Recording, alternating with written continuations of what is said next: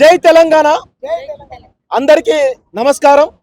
ఈరోజు నిన్న జరిగినటువంటి కేవీఆర్ అక్రమ అరెస్టు, అదే విధంగా కేవీఆర్ సతీమణి అయినటువంటి విజయలక్ష్మి గారి పైన ఆంధ్ర బొబ్బిలికి సంబంధించినటువంటి ప్రాంతం సంబంధించినటువంటి ఒక సిఐ శ్రీనివాస్ అట, బడంగ్ సంబంధించినటువంటి పిఎస్ సంబంధించిన సిఐ ఎవరైతే శ్రీనివాసులో కేవీఆర్ భార్యను తన సిబ్బందితో వచ్చి అసభ్యంగా ప్రవర్తించిన తీరు మరియు కేవీఆర్ అక్రమ అరెస్టు, ఈ రెండు అంశాలు, అదేవిధంగా వాళ్ళ భార్య ఫోన్ను దొంగిలించినటువంటి ఏపీ పోలీసుల ఈ మూడు అంశాలపైన ఈరోజు మేము తీవ్రమైనటువంటి నిరసనను తెలియజేస్తూ, ఎవరైతే తెలంగాణ మీద ఇంకా తమ ఆధిపత్యాన్ని చెలాయించాలనేటువంటి దాంతో ఏపీకి సంబంధించినటువంటి రాజకీయ నాయకత్వం అంతా కూడా ఈరోజు తెలంగాణ పైన కుట్ర చేస్తూ ఉన్నారు।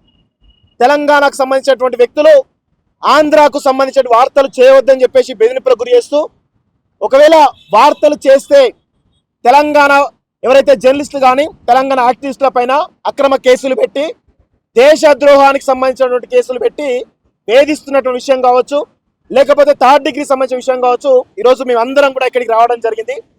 సీనియర్ జర్నలిస్ట్ పాశం యాదగిరితో పాటు సీనియర్ జర్నలిస్ట్ సతీష్ కమల్ గారు, అదేవిధంగా జర్నలిస్ట్ రావు గారు, కంబాలపల్లి కృష్ణ గారు, పృథ్వీరాజన్న గారు, అదేవిధంగా డిజిటల్ మీడియా సంబంధించిన జర్నలిస్ట్ సమాజం అంతా, అదేవిధంగా నిరుద్యోగ సంబంధించిన సమాజం అంతా కూడా రావడం జరిగింది। ఇక్కడ ప్రధానంగా ఆంధ్రాకు సంబంధించినటువంటి పోలీసులు కనీసం ప్రొసీజర్ పాటించకుండా, సుప్రీంకోర్టు గైడ్ లైన్స్ పాటించకుండా కేవీఆర్ని అరెస్ట్ చేయడం జరిగింది। ఒక వ్యక్తిని అరెస్ట్ చేయాలంటే సుప్రీంకోర్టు గైడ్ లైన్స్ ప్రకారం వారు పోలీసు డ్రెస్లో వచ్చి వారి భార్యకు కానీ వారి కుటుంబ సభ్యులకు కానీ సమాచారం ఇచ్చి వారికి చాలా క్లియర్గా ఏ కేసులో అరెస్ట్ చేస్తున్నామో, అరెస్ట్ వారెంట్ ఏంటి అనేది క్లియర్గా చూపించాలి। అదేవిధంగా వేరే స్టేట్ నుంచి ఈ స్టేట్కి వచ్చి అరెస్ట్ చేయాలనుకుంటే స్థానికంగా ఉన్నటువంటి కోర్టు పరిధిలోకి వెళ్ళి అక్కడ జడ్జి ద్వారా ట్రాన్సిట్ వారెంట్ తీసుకొని స్థానికంగా ఉన్నటువంటి పోలీస్ స్టేషన్కి వెళ్ళి అక్కడ సిఐ ఎస్హెచ్ఓను కలిసిన తర్వాత వారు ఒక మహిళా సంబంధించినటువంటి సిబ్బందిని కానీ, అదేవిధంగా పోలీస్ స్టేషన్ సంబంధించిన సిబ్బందిని కానీ తీసుకొని వెళ్ళి ఒక పోలీస్ డ్రెస్లో మిమ్మల్ని మేము అరెస్ట్ చేస్తున్నాము, నా పేరు ఇది, ఆర్డర్ ఇది అని వాళ్ళ కుటుంబ సభ్యులకు చెప్పి తర్వాత అరెస్ట్ చేయాలి। ఇది సుప్రీంకోర్టు గైడ్ లైన్స్ ప్రకారం అరెస్ట్ సంబంధించిన విధానం।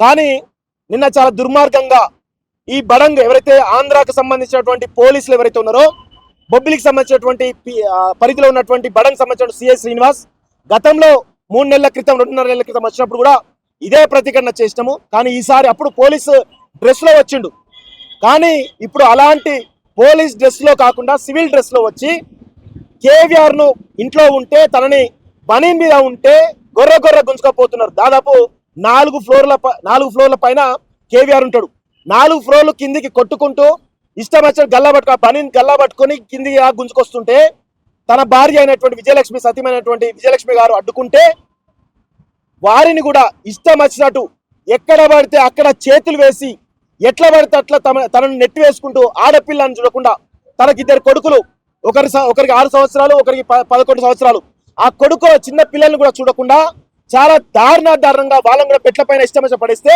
వాళ్ళకు కూడా చాలా ఇబ్బందికరమైన పరిస్థితులు ఉన్నారు।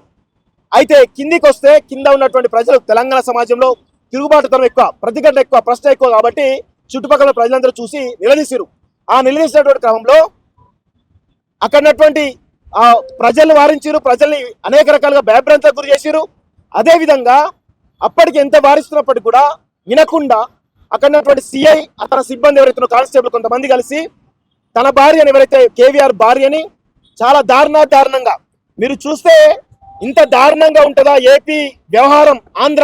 ఆంధ్ర అంటే మాకంత ఒక అభిప్రాయం ఉన్నది, ఏంటంటే భోగం మేళాలు, అదేవిధంగా రికార్డింగ్ డ్యాన్సులు అనుకున్నాం।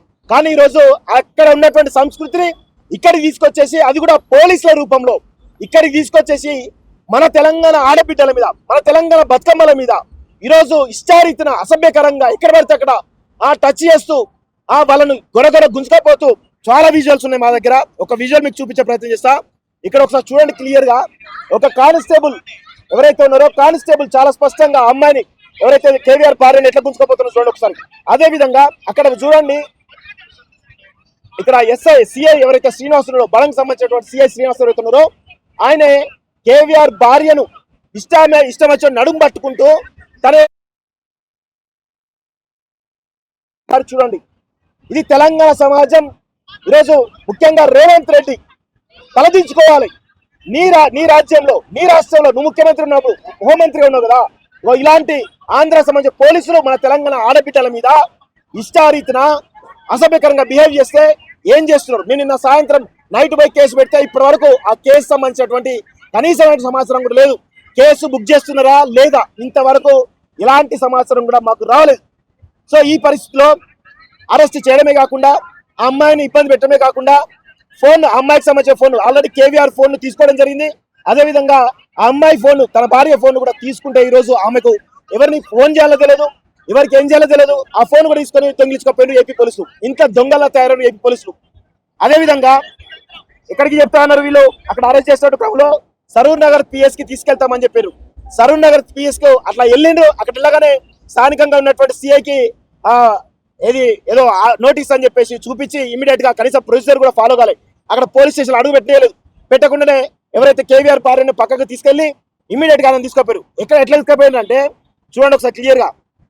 ఇది ప్రైవేట్ వెహికల్, తెలంగాణకు సంబంధించినటువంటి Baleno red colour vehicle TS09 FP 2712 అనేటువంటి ఒక ప్రైవేట్ వెహికల్లో ఎవరి వెహికల్ తీసుకుపోవాలి?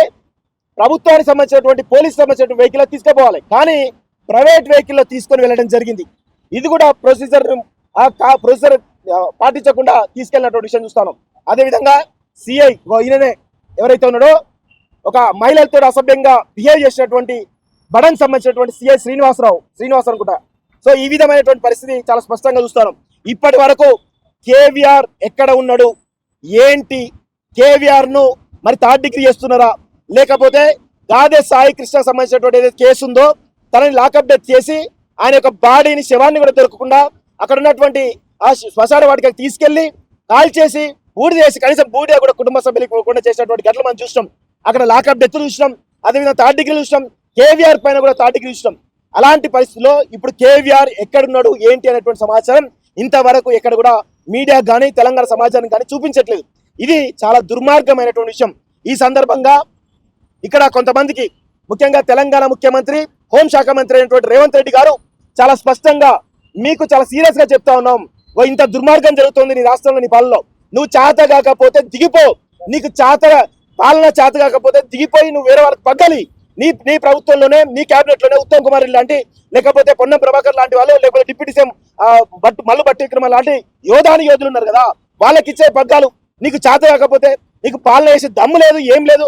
ఏపీ నుంచి ఇంత పెద్ద ఎత్తున దుర్మార్గం చేస్తా ఉంటే కనీసం స్పందించేటువంటి పరిస్థితి కూడా లేదు. నువ్వు ముఖ్యమంత్రివి, నువ్వు మాకు తెలంగాణ పాలకుడు అంటే మాకు ఇజ్జత్ పోతా ఉన్నది. రేవంత్ రెడ్డి తెలంగాణ ముఖ్యమంత్రి అని చెప్పుకోవడానికి మాకు సిగ్గే. బీఆర్ఎస్ పార్టీ సంబంధించిన వాళ్ళు కానీ, బీజేపీ సంబంధించిన వాళ్ళు కానీ కనీసం ఈ అంశం పైన నోరు మేపుతలేరు.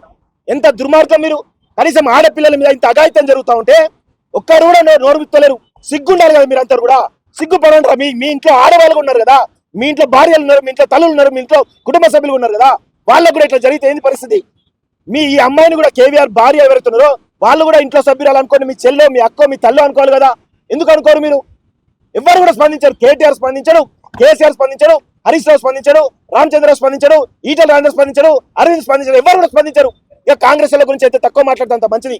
చంద్రబాబు నాయుడు వేసేటువంటి కుక్క బిస్కెట్లకు చెంచాలుగా, బానిసలుగా ఉన్నటువంటి మాసత్వం అనేటువంటి కాంగ్రెస్ పార్టీ, ఈరోజు కాంగ్రెస్ ప్రభుత్వం ఇక్కడ ఉన్నది. చాలా సీరియస్ గా చెప్తున్నాం. చంద్రబాబు నాయుడు ఖబర్దార్, లోకేష్ ఖబర్దార్, పవన్ కళ్యాణ్ ఖబర్దార్. మీరు మితిమీరి తెలంగాణ పైన ఆధిపత్యం చెలాయించాలని చూస్తున్నారు. ఆ ఆటోలు నడే బిడ్డ, ఖచ్చితంగా తిరుగుబాటు వస్తే మాత్రం మిమ్మల్ని తన్ని తరుముతాం. ఏపీలో ఉండాలి తప్ప తెలంగాణలో అడుగుపెట్టకుండా చూస్తామని చెప్పేసి కూడా సీరియస్ గా వార్నింగ్ ఇస్తా ఉన్నాం. ఇంకొకసారి తెలంగాణ ఆత్మగౌరవం పైన, తెలంగాణ అస్తిత్వం పైన కించిత్తు అవమానం జరిగినా మాత్రం ఖచ్చితంగా తిరగబడతాం. తెలంగాణలో అడుగు పెట్టకుండా మీ యొక్క ఆస్తులు ఏవైతున్నాయో, మీ యొక్క ఇళ్లలో ఏవైతున్నాయో అవన్నిటి కూడా ఖచ్చితంగా తిరగబడి తీరుతామని చెప్పేసి కూడా సీరియస్ గా వార్నింగ్ ఇస్తున్నాం.